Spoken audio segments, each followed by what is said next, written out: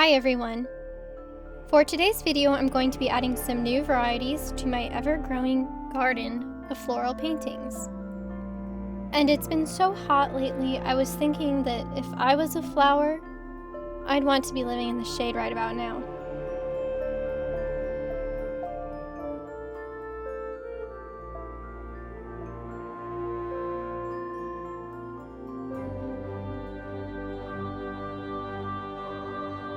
So today I'm going to be painting some gardenias from my shade garden.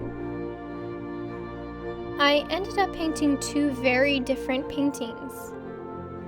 The first painting I created without any reference beyond the flowers I decorated the desk with.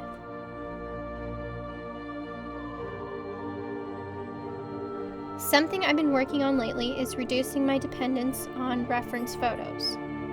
I don't plan on doing away with reference photos entirely, but I would like to work on building my visual memory. I'm hoping it might liven up my paintings a little. The interesting thing I found was that without a photo, I leaned more into abstraction than I normally do. Ultimately, I'd like to learn to paint realistically from memory.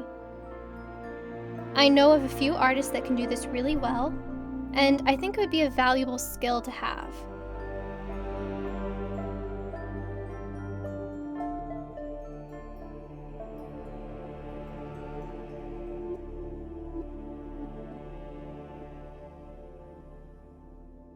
The next day, I went outside and took a few quick pictures with my phone for reference.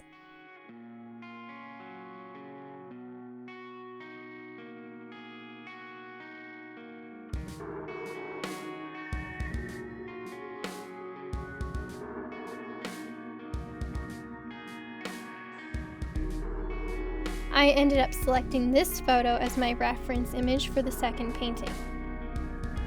First, I did a quick underpainting with burnt sienna. Since gardenias are white and the paper is also white, I thought it would be easier for me to see what I was doing. I started with the siding since the light was the first thing that attracted me to this picture. There are a lot of straight lines in the siding, the trim, and the window, and I thought about using masking tape to get all the lines straight. But I ended up deciding that I didn't care if the lines were a little wobbly. I'm interested in getting the colors and values right more than anything else. After fussing over the background for a little too long, I decided that I needed to get to the focal point of the painting, which was the gardenia itself. The colors and values in the gardenia are really subtle and there isn't much contrast. I felt it was a bit tricky to paint, and I'm not totally satisfied with how I painted it. I tried to push the contrast a little too hard, and it could have been a bit more subtle. After I finished recording, I actually went back in with a thin glaze of white to soften those hard lines a bit.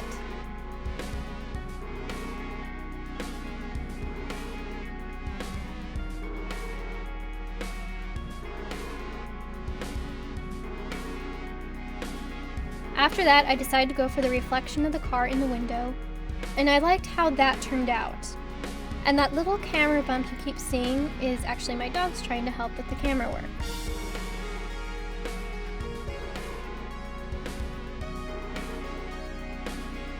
And here's the finished painting. There are things I like about it and things I don't, but overall I really enjoyed painting this.